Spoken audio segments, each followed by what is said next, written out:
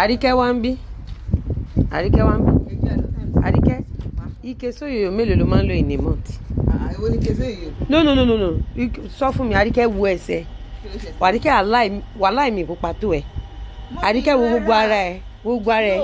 Àríkẹ́ wojú ẹ wo ẹsẹ̀. Kí ló ṣẹlẹ̀? O ò ṣe kí ni? Mi ò lo sóyòyò ẹyẹ kan náà lọ. Mélòó ló ń lò in a month?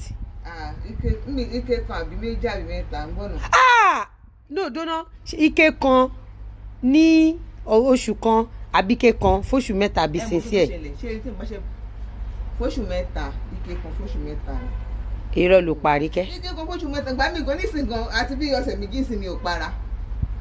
Lẹ́sẹ̀ funfun tó yà Àríkẹ́. Lọ́sẹ̀ mi ò funfun ọmọ funfun ní mi láti lẹ̀. Ẹ jẹ́ ká tún ọjà kà. Àríkẹ́ gbogbo irun ẹ̀ yìí nǹkan. Dóná gbogbo irun ẹ̀ yìí nǹkan.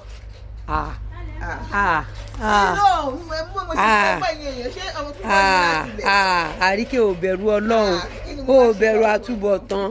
Àríkẹ́ má jẹ́ ọmọ mi o. Kí ló sọ? Ó lọ́mọ fún ní láti ilẹ̀. Àríkẹ́ ìwọ ọmọ funfun láti ilẹ̀. Àríkẹ́ ìgbà tó dé kò ń kọ́ ó funfun.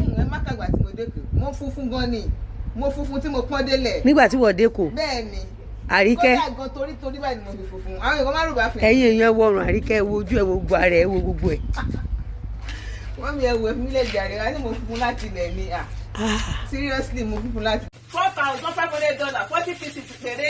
Èwo láriwo. 40 pieces. Ṣé tí wọ́n bá bẹ̀rẹ̀ ọjà títí ẹ̀ ṣé ò ní lò sáṣọ? Èmi adé ọmọdé mo sọ fún yẹn nígbà tèmi ẹ jẹ́ ká lọ máa sùn lẹ́kọ̀ọ́ ní 10,000 ó ní 6,500 ìyẹn ìdáhùn náà dẹ̀ máa ń ṣàì tó bá wọ inú òní báyìí á máa bẹ́ náà ní pẹ̀lẹ́. Dìndìnrín ni.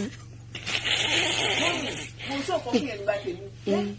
Rárá. Oye má pariwo ṣé tí wọ́n bá ní ṣọ́ọ̀bù ṣé ìwọ náà ní fẹ́ ṣe nǹkan tó unique. Yes tó unique níbi oil and gas. O taṣọ.